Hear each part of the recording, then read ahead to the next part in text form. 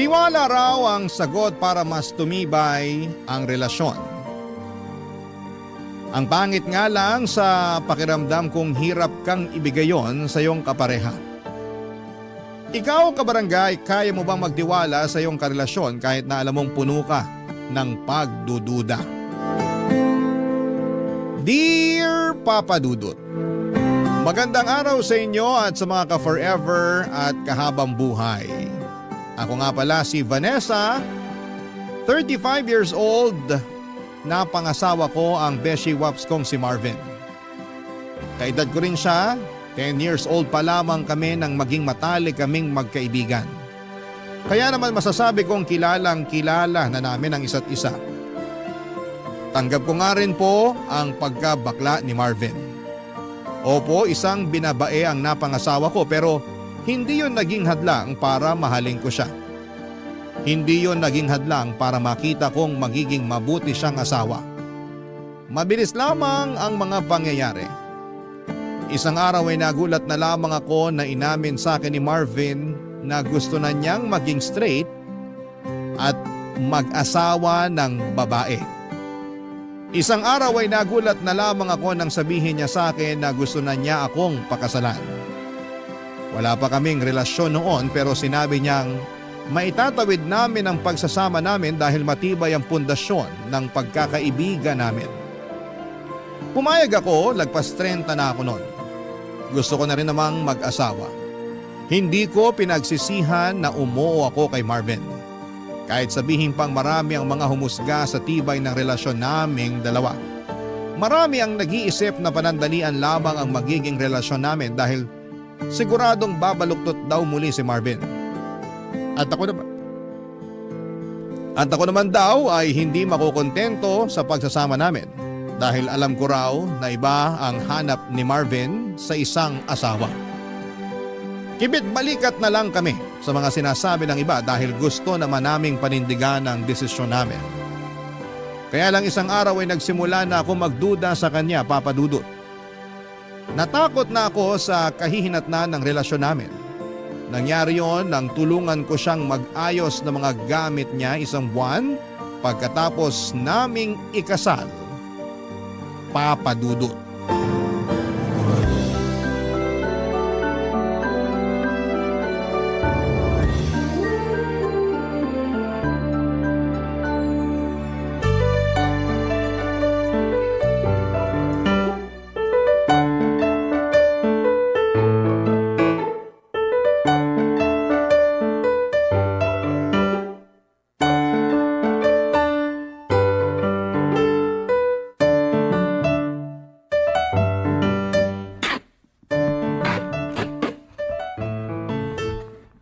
Sana pala, kaysa inuna nating mag-honeymoon, inasikaso na lang muna natin tong mga gamit mo.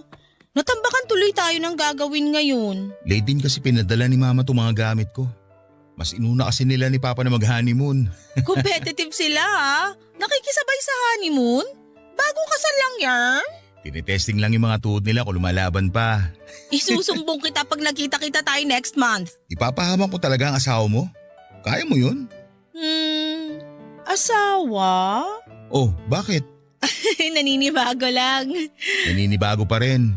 Isang buwan na tayong kasal ah. Sanay ako bilang beshiwap mo. Alam mo yan. Pwede pa rin naman tayo maging mag-beshiwap eh. Magandang araw na maging mag-best friend na mag-asawa. Pampatibay ng relasyon. Hindi ba tiwala ang nagpapatibay ng relasyon? Akala ko nga chismis ang pampatibay ng relasyon eh. Ay nako, tapusin na nga lang natin tong pag-ayos ng gamit mo para makapagpahinga na tayo. Mabuti pa nga para makapagkadal na mamaya. Sayang ang lamig ng panahon kung hindi mapapakinabangan. Char! Huwag ka na nga magsabi ng char. Baka may makarinig at sabihin na pumipitik na uli ang mga daliri mo. Ay wala akong pake. Char! Ewan ko sa'yo. Pag ikaw nahipa ng hangin pabalik sa dating kasarian mo, naku lang talaga. Abot mo na nga sa akin yung karton dyan sa tabi mo para masimulan ko ng iligpit laman yan. O heto, dahan-dahan ha. Mabigat to. Ano ba laman itong karton na to? Napakabigat. Hindi ko natanda. Check mo na lang. Ano nga ba laman ito? Make-up? Bestida? High heels? Ah, yan pala laman yan box. Doon mo na lang ilagay sa dulong cabinet kasama ng mga ibang abubot ko. Bakit meron ka pa rin itong mga to. Bakit ko naman kasi itatapon yan? Pwede pa naman niya magamit. Bago pa nga ang iba dyan eh. Lalo na yung mga makeup. Balak mo pa rin bang gamitin tong mga to? Pwede mo namang gamitin. Halos magkasing tangkad at magkasing katawan naman tayo. Kasya sa'yo yung mga yan. Ang iksi ng mga bestida mo. Hindi ako nagsusuot ng ganito. Takot ka bang kabagin dahil sa sobrang iksi? Isuot mo na lang kapag summer. Pag magbabakasyon tayo sa probinsya namin. Ipamigay mo na lang. Hindi naman ako nagsusuot talaga ng ganito. Kung ayaw mo isuot, itago mo na nga lang yan doon sa dulong cabinet. At bakit kailangan pa nating itago hindi naman na magagamit? Sayang lang yung space sa cabinet para sa mga to. Ipamigay na lang talaga. Ayoko ipamigay kasi pinaghirapan kong bilhin yan. Branded kaya yung mga yan. Itago na lang para may remembrance ako kung ayaw mong gamitin. Remembrance? Gusto mo pa rin talagang maalala nakaraan mo? Parte na ng pagkatao ko nakaraan ko. Issue ba sa'yo ang kasarian ko noon? May problema ba? Wala naman. Sige, lalagay ko na lang to sa dulong cabinet. Baka magbagong isip ko at magamit ko rin balang araw tong maiiksing bestida. Pati yung mga makeup gamitin mo na bago mag-expire. Bagay sa'yo yung mga shade na yan lalo na yung rose pink blush on at taupe contour. Mas babae ka pa talaga sa akin. Pula at pink lang ang alam kong kulay sa makeup. Ikaw may nalalaman ka pang rose pink at taupe. Well, masyadong gifted sa kulay at kakikayan tong mister mo eh. Char.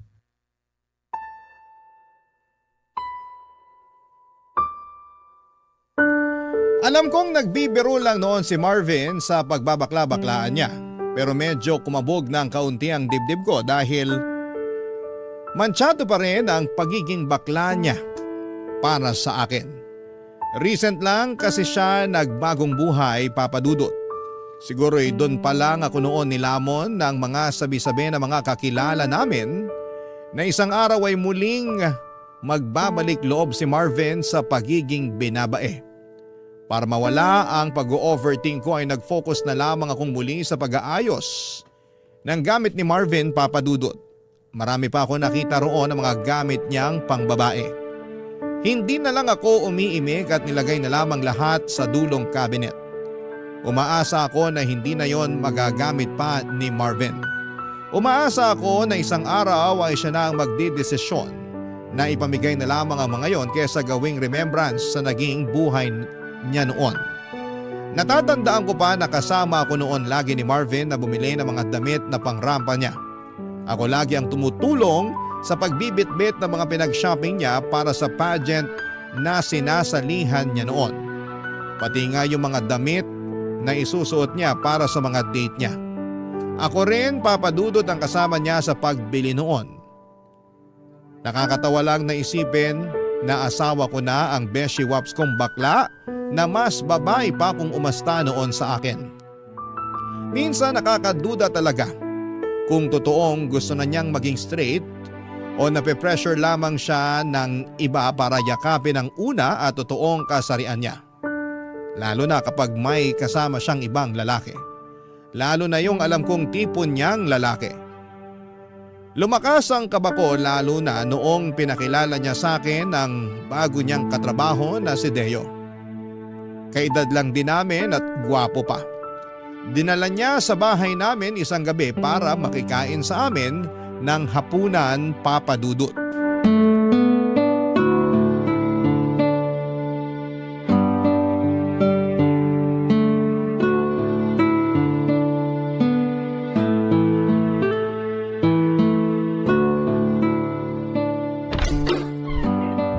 Vanessa, nakauwi na ako. Marvin, sakto uwi mo. Nakahanda na sa mesa yung hapunan. Lika na, kain na tayo. May kasama pala ako, katrabaho ko. Hi po. Hi! Deo, misis ko pala si Vanessa. Vanessa, bago kong katrabaho, si Deo. Totoo pala sinabi nito ni Marvin. Maganda pala talaga misis niya. Akala ko mayabang lang to eh. Mayabang talaga ako pagdating sa misis ko, no? Tignan mo, kilay pa lang ulam na. Parang mali naman na isipin na ulam yung kilay niya. Pero ang ganda nga ng kilay. Makapal at on fleek. Ako ang nagkikilay dyan tuwing day off ko. Ipaghihayabang ko lang ha. Tigilan nyo na yung kilay ko, baka mausog at magkauban bigla. Tara na sa kusina para makakain na. Kain na. Sana wala kang allergy sa hipon, Deo. Masarap pa naman tong buttered shrimp na niluto ko. Marami pa.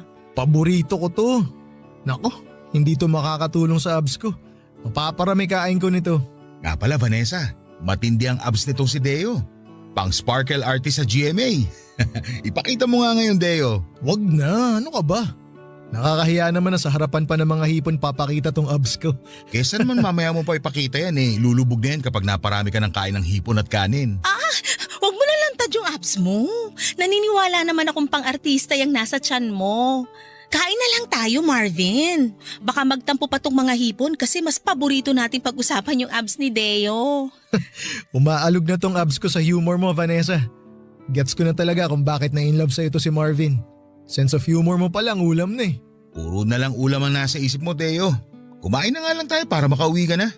Di pa ako nakakapaglagay ng kanin sa plato ko, iniisip mo na agad na pauwiin ako. Hindi Kung may baon ka lang na extra brief papatulugin na kita rito sa bahay namin. Sa susunod, magdadala ako ng 1 dosena ng brief, extra large. Sa day off natin, matulog ka rito ha. Oo naman. Ayos lang ba sa'yo, Vanessa? Ako nang bahala sa paghuhugas ng plato. Wala namang problema. Ayos lang sa akin, basta ayos lang kay Marvin. Mas lalong walang problema sa akin para naman masaya rito sa bahay. Bakit? Malungkot ka ba na tayong dalawa lang ang nandito? Naku, lagot ka Marvin, ayusin mo kasi. Ang ibig ko sabihin, masaya rin siguro kung masubukan natin paminsan-minsan na may bisita tayo. Pero kahit wala, ayos na sa akin na tayong dalawa lang. Lusot, hindi kulong. Kumain na nga lang tayo para makauwi na tong si Deo. Aray naman, gusto nyo talaga ata akong pauwiin eh. I-take out ko na nga lang tong kanin at hipon. Sa jeep ko na lang kakainin mamaya habang nasa biyahe. Joke lang naman Deo. Kahit mamayang madaling araw ko pa umuwi, ayos lang sa amin. Gusto mo manood tayo mamaya ng movie pagkatapos natin mag-dinner Sige, game ako dyan. Pero ayos lang ba sa'yo yon, Vanessa? Oo naman. Nood tayo ng movie mamaya pagkatapos kumain. Tama na kwentuhan. Kain na tayo para makanood na mamaya. Imbis na kumain ay nagpatuloy pa rin sa tawanan at usapan sina Deo at Marvin Papadudut. Hindi na nga ako gumatong pa sa usapan nila para hindi na yon humaba pa. Pero ganun pa rin.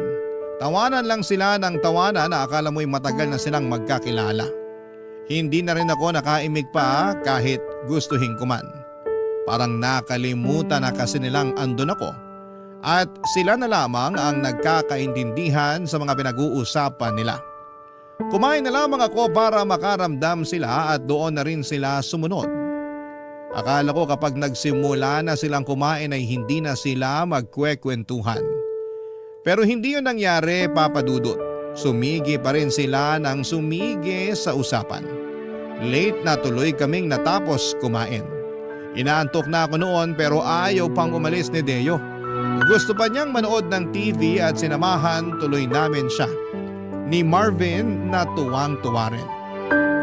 Habang magkakasama kami ay para ako naging third wheel sa kanila. Naalala ko bigla noong mga panahong third wheel ako kay Marvin at sa mga naging boyfriends niya. Ako lagi noon ang bumabangka sa kwentuhan dahil madalas ay nagkakahiyaan silang magkakarelasyon. Noong time na kasama namin ni Deo ay parabang naulit ang nakaraan. Ang kaibahan lamang, silang dalawa ni Marvin ang bumabangka sa usapan samantalang ako ay tahimik lang. Hindi ko noon alam ang mararamdaman. Nakikita kong masaya si Marvin kasama ang kaibigan at katrabahong si Deo. Pero ang sakit lang na makitang parang mas masaya siyang kasama si Deo kesa sa akin ang mismong asawa niya. Mas lumalim lang tuloy ang selos. At pagdududa ko, Papadudut, kung totoo ba ang kagustuhan ni Marvin na magbagong buhay na. Papadudut. Barangay Love Stories. Barangay Love Stories. Sa pagdaan ng mga araw, Papadudut, ay hindi ko sinabi kay Marvin ang totoong nararamdaman ko. Takot akong magising ang pagkabakla niya oras na maparami ang oras na kasama niya si Deo. 6 na araw pa naman sa loob ng 1 linggo kung magkasama sila sa trabaho. Hindi ko alam kung ano ang ginagawa nila sa tuwing magkasama sila sa opisina. Madalas akong napapraning lalo't nasa bahay lamang ako palagi. Naka-work from home kasi ako at halos wala naman akong ginagawa masyado sa trabaho ko. Kaya mas dumadami tuloy ang oras ko sa pagdududa at pag-overthink. Inisto ko pa nga ang Facebook ni Deo at lumaki ang insecurity ko nang makita ko ang mga halos hubad na larawan nito sa Facebook. Ganon na ganon ang mga itsura ng mga naging karelasyong lalaki ni Marvin noon. Hindi ko na alam kung ano ang gagawin ko para makapagtiwala akong muli kay Marvin. Sinubukan ko namang pigilan ang nararamdaman ko kaya lang masyado yung nagsusumigaw. Lalo na kapag nakikita ko si Marvin na may nakakasalubong na ibang lalaki. Bukod kasi kay Deo ay madalas na rin akong magselos sa mga lalaking nakakasalamuha ni Marvin. Pati na yung mga nasasalubong namin ay biktima na rin ang pagdududa ko. Noong una ay kinikimkim ko lamang ang selos ko hanggang lumalim na yon ang tuluyan. Isang araw nasa mall kami naglalakad at nagpababa ng mga kinain namin, pauwi na rin sana kami noon nang biglang tumawag si Deo kay Marvin. Pansamantala kaming nahinto sa paglalakad para makipag-usap si Marvin kay Deo. Napansin ko ang kakaibang ngiti ng asawa ko nang magkausap silang dalawa. Muli Papa Dudut, aaminin ko na nagselos ako.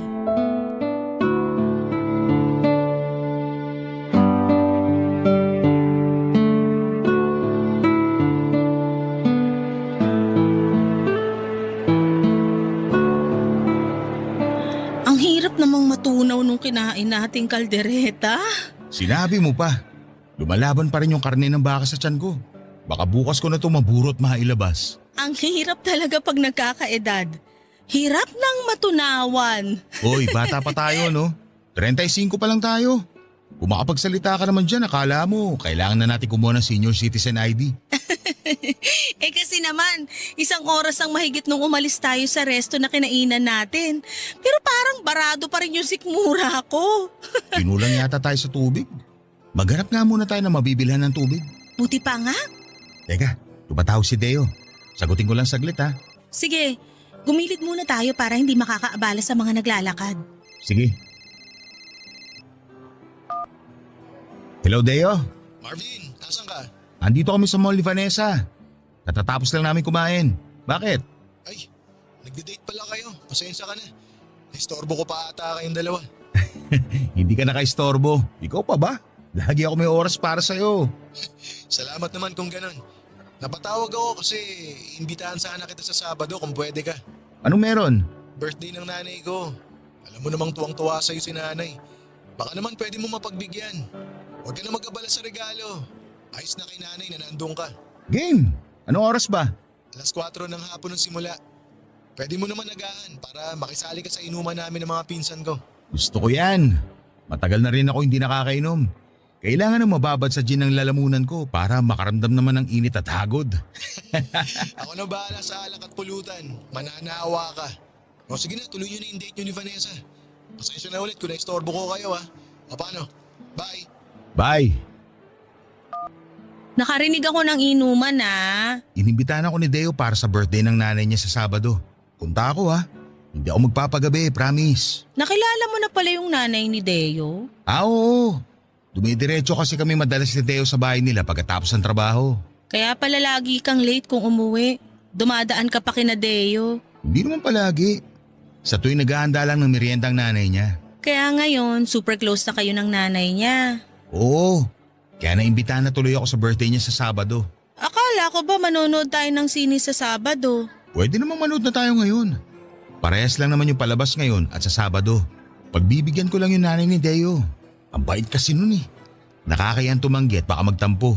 Alam mo naman ang mga matatanda. Lagi na nga kayong magkasama ni Deo eh. O bakit naman ganyan ka magsalita? Mas maganda ngang lagi kami magkasama eh. Kaysa naman mambabae ako, di ba? Mambababae ka? Bakla ka naman.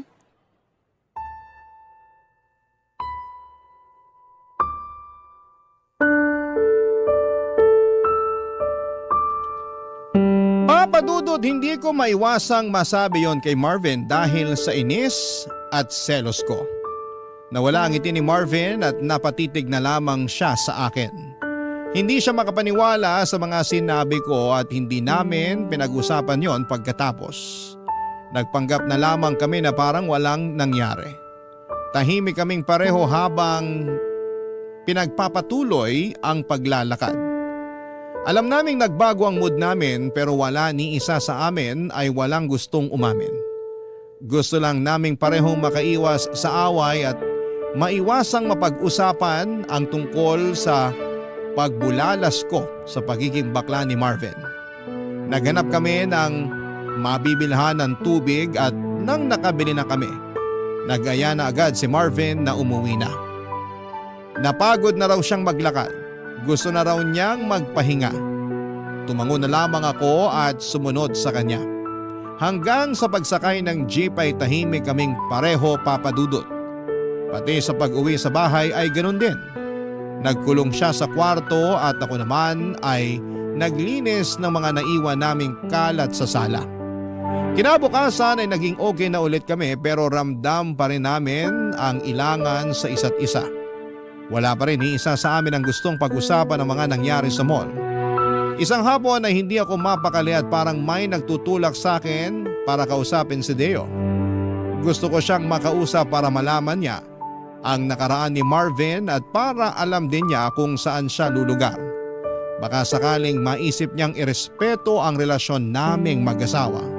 Alam kong emosyon ko ang nagdidikta noon sa akin at mali ko na sumunod ako sa gusto noon. Kinuha ko ang cellphone ko at tinawagan si Deo. Nakuha ko ng palihim ang number ni Deo nang minsang makaidlip si Marvin at nakabukas ang cellphone nito, Papa Dudut.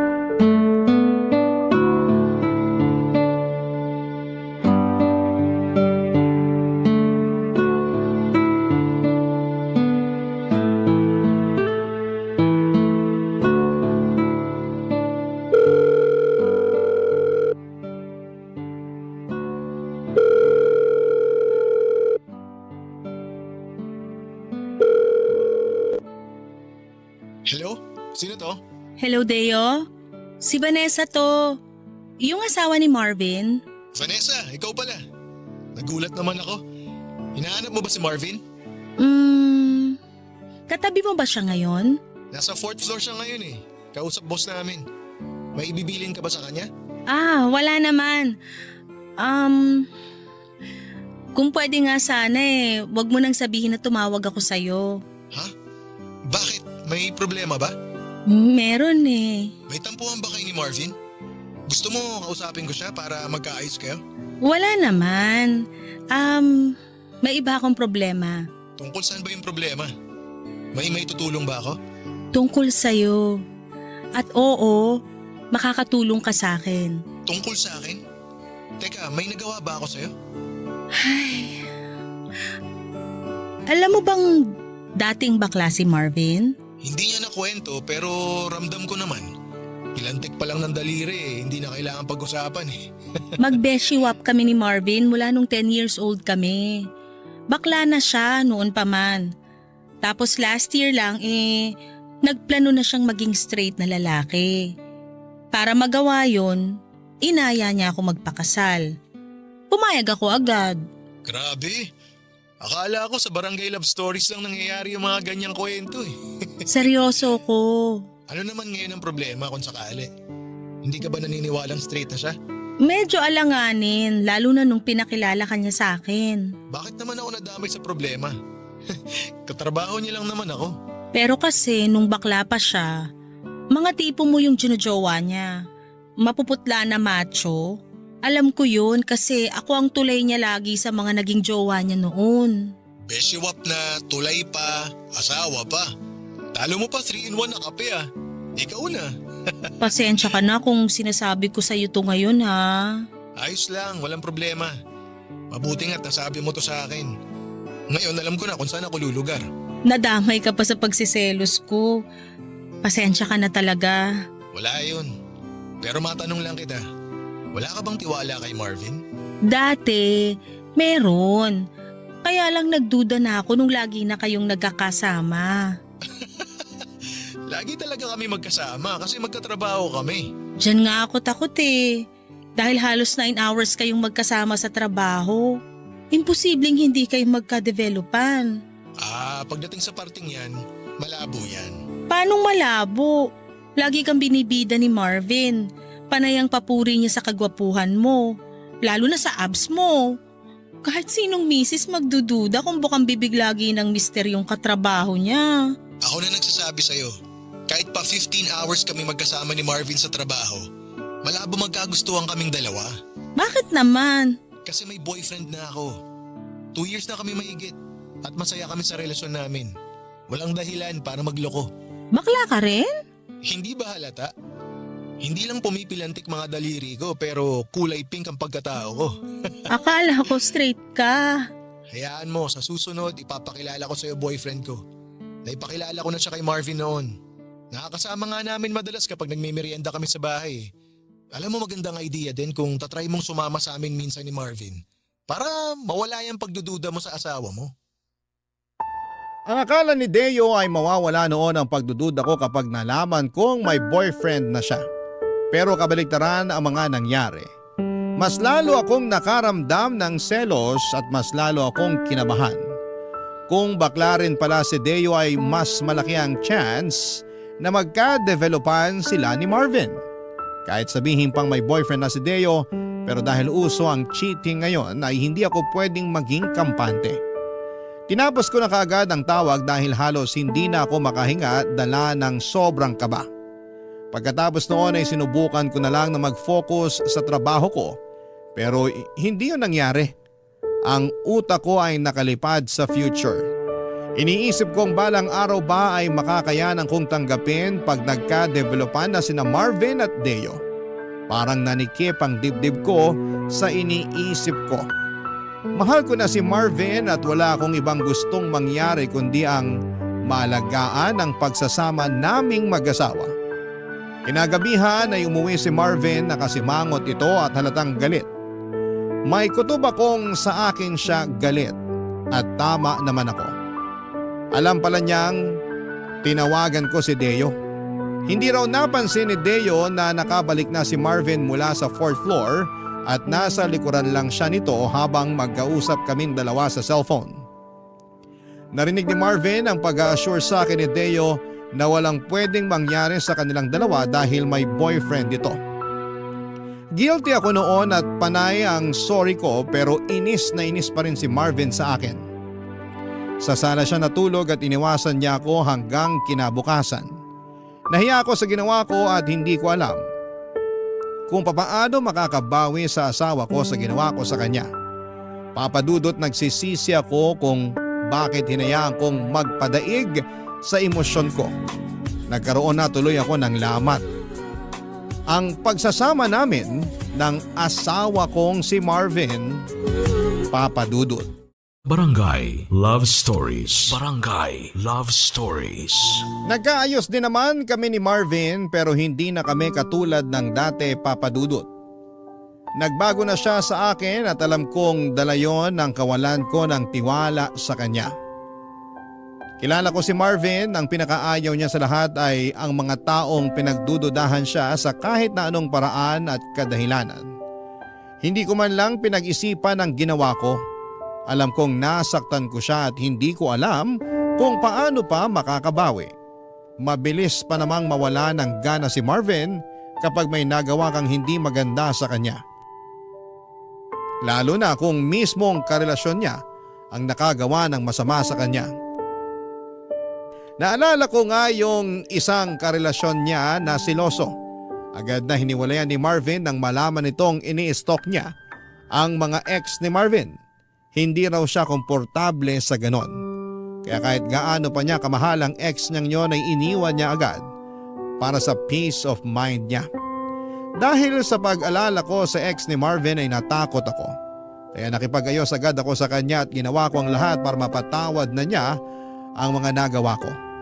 Kinulit ko siya hanggang sa mapilitan na siyang makipag-ayos sa akin. Nag-promise ako sa kanya na hindi na mauulit ang pagdududa ko. Naniwala naman siya at bumalik na kami sa dati at sinimulan ko nang magtiwala. Kahit medyo aminado ako na medyo nakakaramdam pa rin ako ng selos kay Deo, ay sinikap kong huwag yung ipahalata kay Marvin kapag magkasama kami. Kaya lang isang araw ay nakaramdam na naman ako ng selos, hindi kay Deo kundi sa ibang mga lalaki na nakakasalubong namin sa paglalakad namin sa mall. Nadugtungan na naman ang lamat ng aming relasyon nang dahil doon.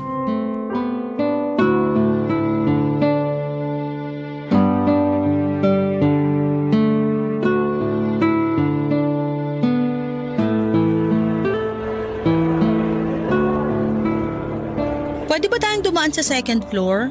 Bibili lang ako ng bagong casing ng phone ko. Sure ka? Mas mura kaya online. Umorder ka na lang, free shipping pa. Sale pa naman bukas. Pwede, pero check pa rin natin dito. Maaga pa naman eh. Okay, pero daan lang muna tayo sa pharmacy. Bibili lang ako ng vitamins ko. Ay sakto, ubus na rin yung vitamins ko. Oo nga pala, O ano yon? wala. May nasalubong ka lang na gwapo na tahimik ka na bigla? Ano na naman ba ang pinupunto mo? Wala naman. Huwag mo sabihin pinagsisilosa mo yung nasalubong natin. Masama ba? Natahimik ka nung dumaan siya eh. Wow, grabe. Ang lagkit pa ng tingin mo. Ni minsan hindi mo ako tiningnan ng ganon. Seryoso ka ba? Akala ko ba hindi ka na magsiselos? Akala ko rin eh. Pero iba yung dating sa'yo nung nasalubong natin. Parang gusto mong lundagan. Parang gusto mong lapain. Ganyan talaga kahayok sa lalaking tingin mo sa akin? Una si Deo, tapos ngayon ibang lalaki naman. Ang saklap ha, pati hindi ko kilala pinagsisilosan mo. Nakakaselos kasing reaksyon mo nung dumaan yung lalaking yon. Kakaiba yung tingin mo eh. Masama na ba tumingin sa ibang tao ngayon? Anong gusto mo? Sa'yo lang nakadikit ang mga mata ko. Tama na nga, ayoko na ng away. Ayaw mo ng away, pero ikaw naman to nagsimula. Kaya nga tinatapos ko na, di ba? Ano bang dapat kong gawin para matigil ka na sa pagsiselos mo? Wala. Tama na. Ayoko ng pag-usapan. Pag-usapan natin to para matapos na. Pag pinag-usapan natin to, baka relasyon na natin yung matapos. Matatapos talaga tong relasyon natin kung panay duda ka. Hindi kita pinagdudahan kanina. Nagselos at nagtaka lang ako. Ganon din yun. Hindi ka magsiselos kung hindi ka nagdududa. Umuwi na nga lang tayo. Wala na ako sa mood. Ikaw pa tong nawala sa mood ha. Eh di sorry na. Sorry kung pinagsilosan ko yung nasalubong natin. Huwag ka mag-alala. Last na yon. Duda ako. Pag nasimula mo na magselos, tuloy-tuloy ka na. Ganyan ka sa ex mo dati. Halos sakali mo na sa kakaselos mo. Alam mo naman palang selosa ako dati pa. Pero bakit pinakasalan mo pa ako? Kasi akala ko, bilang ilang dekada na tayo magkaibigan, buo na ang tiwala mo sa akin. Hindi ka pa tapos dumakdak? Ikaw, hindi ka pa tapos magselos? Hindi pa ako pwedeng manalo sa usapan na to? Bakit ko hayaang manalo yung pagsiselos mo? May karapatan ako magselos dahil asawa kita. Dahil mahal kita. Kahit asawa kita, wala ang karapatang pagdudahan ako. Lalo ng kasarian ko. Hindi ako nagdududa sa kasarian mo. Sinungaling, kung hindi ka duda sa kasarian ko, bakit halos ikamatay mo yung kakaselos sa lalaki na kasalubong natin? Hindi ako nakasagot sa sinabi ni Marvin, Papa Dudut. Nahiya ako bigla dahil alam kong tama siya. Talaga namang nagdududa pa rin ako sa kasarian niya pero hindi ko magawang aminin yon sa harapan niya. Nang hindi na ako sumagot ay naglakad na ng mabilis si Marvin para makalabas na ng mall. Humabol naman ako pero hindi kami nag-usap. Sabay pa rin kaming sumakay ng taxi pa uwi at hindi pa rin kami nag-iimikan sa loob ng taxi hanggang sa makauwi kami ng bahay. Hindi na ako muling kinausapan ni Marvin kahit ilang beses na ako nag-attempt na pag-usapan namin ang mga nangyari. Alam kong napagod na siya sa ginagawa ko at kahit ako ay pagod na rin namang magduda. Kaya lang ay hindi ko pa ma-practice na magtiwala ng buo sa kanya. Hindi ko may paliwanag sa kanya kung bakit ganon akong magduda. Ayokong galitin pa siya lalo kaya naman ako na rin mismo ang dumistansya. Sa mga sumunod na araw ay hindi na kami tuluyang naayos. Lagi na lang late kung umuwi si Marvin at hindi na kami nakakapag-usap tulad ng dati. Nanlamig na siya ng tuluyan sa akin, mas lalo tuloy akong napraning dahil sa mga inaakto niya. Dahil sa pagdistansya niya sa akin ay naisip kong mas lalo lang lalaki ang chance na mapalapit siya kay Deo o sa ibang lalaki na makakasalamuha niya. Baka nga, para makaganti sa akin ay manlalaki na siya para lang patunayan ang mga pagdududa ko sa kanya. Natakot ako lalo sa mga iniisip ko, Papa Dudut. Kaya bago pa umabot sa puntong yon ay kinausap ko na siya. Nahirapan akong harapin siya noong una dahil nga sa panayang iwas niya. Pero napilitan din siya na makipag-usap sa akin ang ma-realize nito marahil na hindi na namin pwedeng iwasan ang isyo na namamagitan sa aming dalawa. Nagkausap na ulit kami at sinikap na ayusin kung ano man ang naging gusot noong nakaraan, Papa Dudut.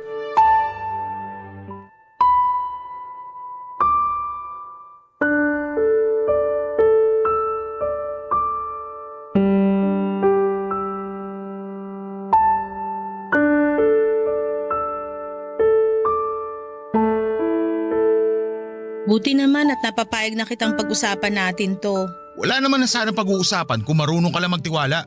Ilang beses ko bang kailangang mag-sorry? Nakakapagod na ah. Nakakapagod mag-sorry, pero magduda hindi. Sana baliktad na lang. Makinig ka.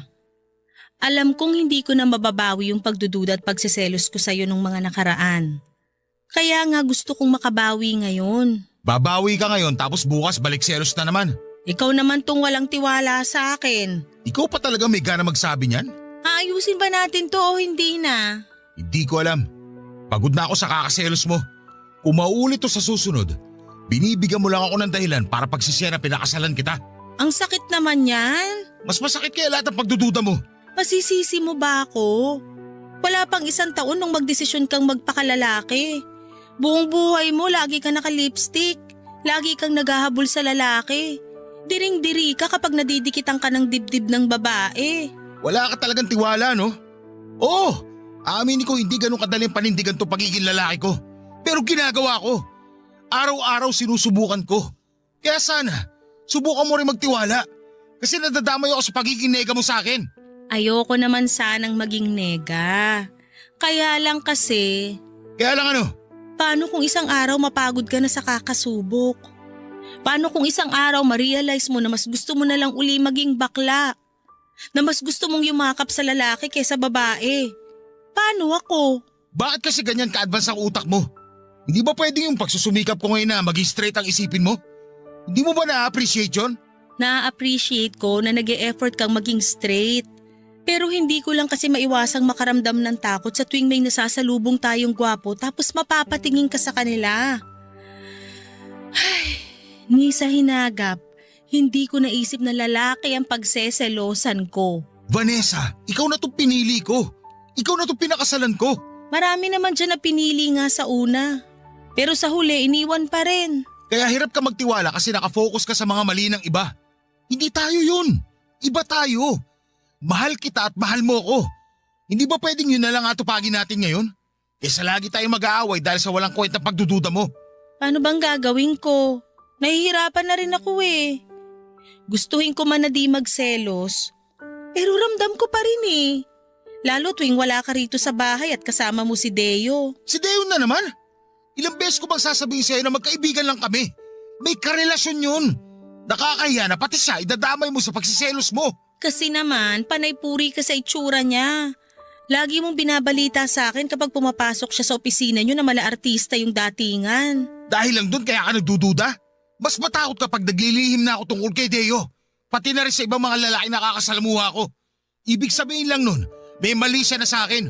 Ayan, kinabahan na naman ako lalo. Bakit kailangan mong sabihin yan? Ay, eto. Naalala mo nung grade 6 tayo? Wala teacher natin nun tapos naglaro tayo ng truth or consequence. Naalala mo yung sinabi ko nun? Hindi ko na naaalala. O sige, para bumalik lang sa alaala mo. Nung tumuro sa akin ng bote at truth ang pinili ko, tinanong ako ng kaklase natin si Tracy kung may crush daw ba ako sa'yo. Ay oo, naalala ko na. Sumagot ka ng oo. Tapos nung tumuro uli sa'yo yung bote at consequence naman ang napili mo. Siguro naman natatandaan mo. Napaghalik sa'yo yung consequence na gusto nila ipagawa sa akin nun. At ginawa mo nga. Ramdam ko pa yung panlalamig ng labi mo. May halo pang nginig. Ikaw ba naman makascore sa crush mo? Hindi ba manlalamig labi mo sa kaba? Ako pa yata yung first kiss mo eh. At puppy love ko. Talaga? Ako? Hindi man ikaw ang first love ko, pero ikaw ang puppy love ko. Ikaw ang pinakaunang kilig sa buhay ko bago ako lumiko at natuto man lalaki. Ay, aaminin ko sa'yo, na-attract pa rin ako sa lalaki. Aaminin ko rin, nung bagong pasok si Deo sa office namin, nagkakrush ako sa kanya. Pero panandalian lang yun. Nawala rin kagad na ma-realize ko na maayos pala siya na maging kaibigan. Hindi ko alam kung nakatulong ba yung sinabi mo sa pagiging selosa ko. Ito, hindi ko alam kung makakatulong pero susubukan ko. Walang halong biro. Ikaw na ang gusto kong makasama habang buhay. Wala nang iba. Napakaswerte kong napangasawa ko ang best friend ko. At napakatanga ko kung gagawa pa ako ng dahilan para magkahiwalay tayo. Oo, ramdam ko pa rin ang pagiging bakla ko. Hindi ko agad yun matatanggal sa sistema ko. Pero kung meron pa akong isang hindi matanggal sa sistema ko, yun yung kagustuhan ko na maging katuwang ka sa buhay at makasama ka hanggang sa pagtanda.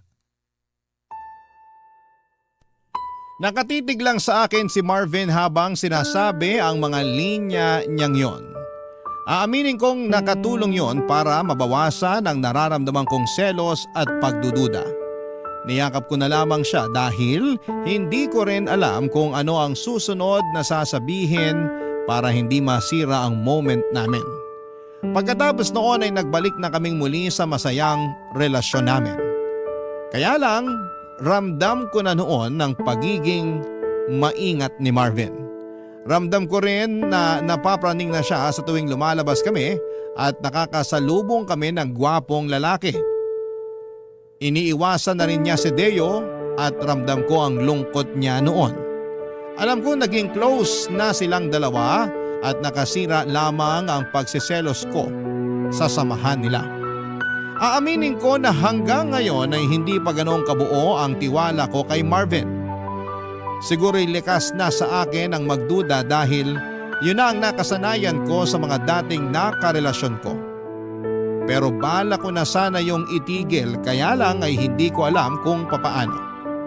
Ayoko magkasira kami ni Marvin dahil wala na akong ibang gustong makasama kundi siya na lamang talaga. Lalo't nagbabalak na kaming magkaroon ng anak bago matapos ang taong ito. Hindi naman makakatulong kung may ilangan pa kami pagdating sa tiwala kung paplanuhin na naming bumuo ng pamilya. Baka naman may tips kayo kung paano mawawala ang pag-overthink ko. Kung paano mawawala ang pagdududa at ang pagsiselos ko. Gusto ko sanang maayos ang relasyon namin pero sana'y matulungan ninyo ako kung papaano. Salamat po sa mga susubok na tumulong at magpadala ng komento sa inyong Facebook page. Salamat na rin po sa team sa Barangay LS sa pagdinig at pagbabahagi ng aking kwento. Ang inyong forever kapuso at kabarangay, Vanessa. Barangay Love Stories. Barangay Love Stories. Nalilito pa rin sa life ang ating kabarangay. Ano kaya ang maipapayo mo sa kanya? Ibahagi mo yan sa ating comment section para mabasa rin niya. Nagustuhan ng iyong napakinggan? Ituloy yan via live stream sa www.gmanetwork.com/radio.